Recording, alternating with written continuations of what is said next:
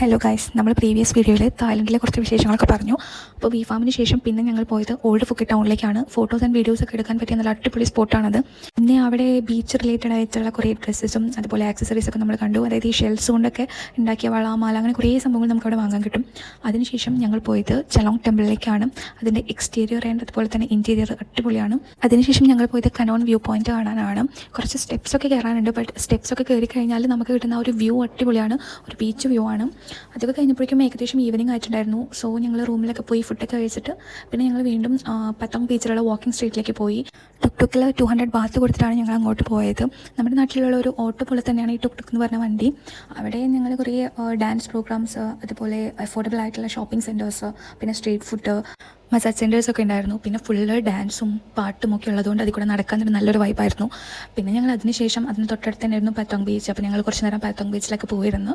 പിന്നെ ഞങ്ങൾ ഉറക്കം വന്നപ്പോൾ ഞങ്ങൾ നേരെ റൂമിൽ പോയി. അപ്പോൾ ഓക്കെ, ബൈ.